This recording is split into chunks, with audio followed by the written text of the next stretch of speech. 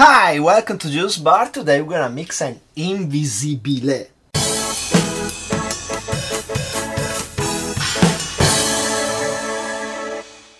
So the Invisibile is another cocktail from the 80s, 90s from Italy. Something that was popular in the club scene. Just a really strong, stupid drink in the same vein as the Angelo Azzurro was.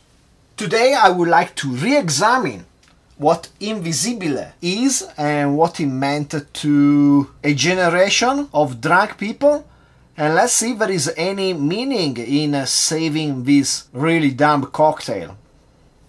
First of all, we're gonna try to mix the original version, or like what you would suppose is one of the original versions, and then I'm gonna try to fix it and make it actually good. So let's get down to it. First of all, let's start by getting some ice in our glass. Yeah, 3 ice cubes are gonna be more than enough for this version of the cocktail. Actually, I'm being generous with it because in Italy we used to use almost no ice in the past. Now things get a little bit better, but still not 100%. Anyway, let's start with a triple sec.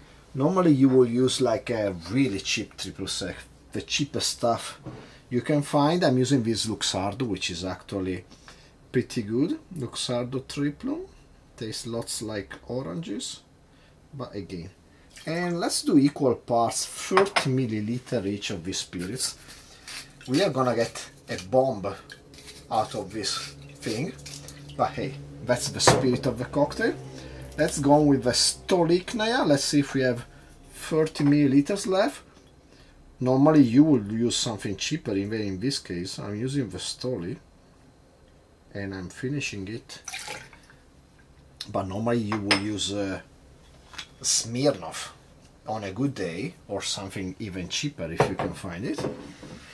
Then we go with white rum. In this case, Havana Club Free. It's pretty realistic choice of what you could have got in Italy in those times. Either this or Bacardi Carta Blanca.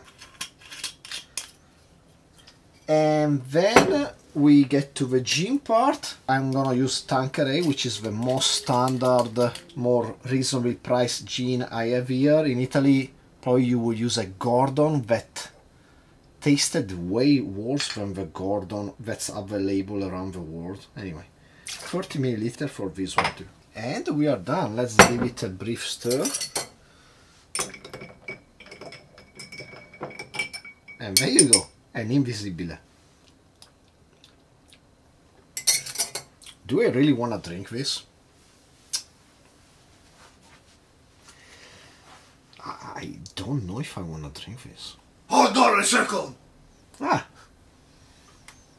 I can drink that! be my guest. You do your thing. I have no fear! There, drink it. Give me this drink! Cheers!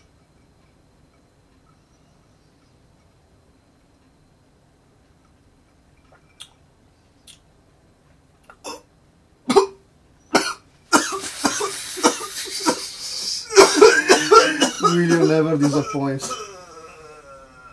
Let me try this shit. Move away.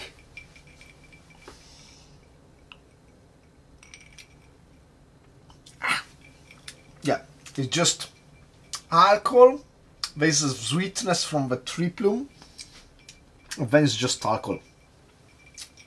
Let's get rid of this stuff. Anyway, let's see if now we can make something more coherent. Follow me on this journey. And the only common ingredient we are gonna have is this Luxardo Triplum.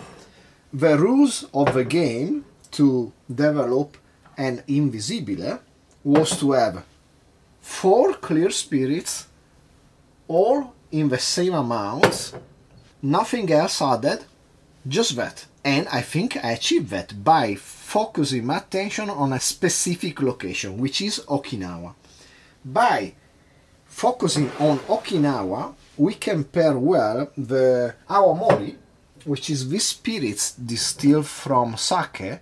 Basically, to make awamori, they make sake from a specific kind of rice, which is Thai rice, and using black koji, which is a different mold from the white koji normally used to make sake in the mainland of Japan.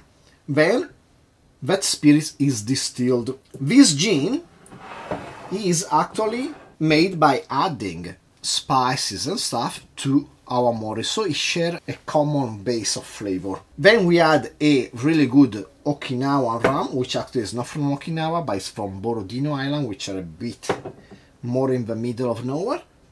And we keep the triple sec because triple sec I get any Japanese alternative, and this Luxardo, as I said, actually is pretty good. So also we revise the amounts to make it more drinkable, and so let's have equal parts, but 15 milliliters or half an ounce of each of these ingredients. So we start with 15 milliliters of Luxardo Triplum, then we go with 15 milliliters of this awamori. Awamori is really cheap here in Japan compared to the amount of alcohol you get, but I would say it's definitely better than I thought. It has that distinct black koji smell, but besides that I found it to be more rounded. It's not that sharp and biting.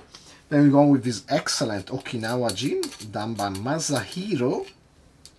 This is recipe number 2, hopefully we're gonna bring it back, because comparing to the other recipe he proposed, this one has a bit more mandarin, which is actually called tankan, and it's really nice. It's a nice gin with a character, again that awamori smell and flavor, but it's great in many cocktails, especially like a gin and tonic. It gives it more character, or a Tom Collins. Then we finish with this Cor Cor, which is actually a really smooth, let's say smooth. It's fairly sweet for having no sugar added, which I think he has no sugar added. So this is from Borodino Island. I think actually it's exported to US, and I really like this.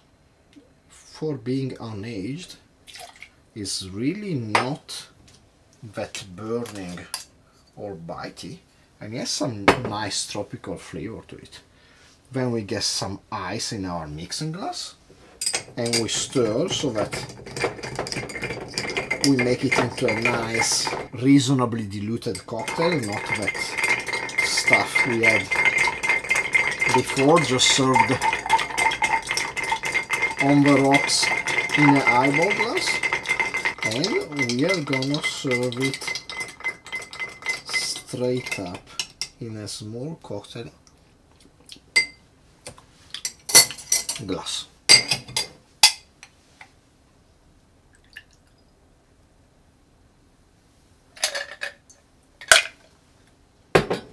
Let's express some lemon peel. I got this really ugly but really smelling amazing lemons. Let's do that. And there you go. An Okinawan Invisibile. Cheers. Yeah, I think we achieved our objective in making the Invisibile a decent cocktail. Is it a great cocktail? Maybe not, but it's a strong cocktail with a purpose. We connected the orange from the Triplum to the orange or tankan of Okinawan gin. We also have a side connection between the Okinawan gin and the awamori in their common awamori base. The rum actually round off everything pretty nicely, and with a nice complement of brown sugar flavor. And this is a really strong cocktail that anyway falls in the ballpark of a martini. So all in all, not a terrible drink. But again, to abide to the rules of the Invisibile, 4 clear spirits, nothing else, equal parts. It was pretty hard. It took me a long time to come up with this combination. I saw online other people are recreating their Invisibile, and they are distilling stuff. They are using different ratios, adding simple syrup. No, that's not an Invisibile anymore. You're just using the name to make people feel nostalgic and be like, oh, Invisibile, I used to drink it in my 20s, let me see what you did. Or like people saying, oh, I made the Invisibile good. No, you're wrong. That's cheating. You're changing the recipe, you're just making a different cocktail. I think using these spirits, I followed the rules and I can still call mine an Invisibile. Would I ever drink this again? Probably no, unless I get to a really bad place in my life where I want to destroy myself and I'm on the verge of I'm just giving up at all. Anyway, I hope you enjoyed the video. Please like, subscribe, comment down below. Steal yourself some really transparent drink that can be called Invisibile if you have the guts to do it. And hopefully I will see you next time. Cheers.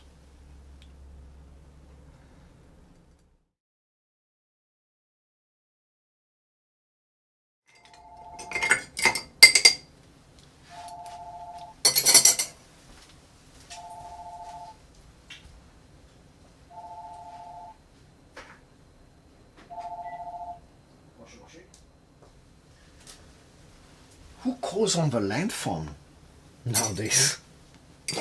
Anyway, let's go back to stirring our glass, stirring our cocktail. As I was saying, by stirring it, we are gonna make it into a more decent cocktail.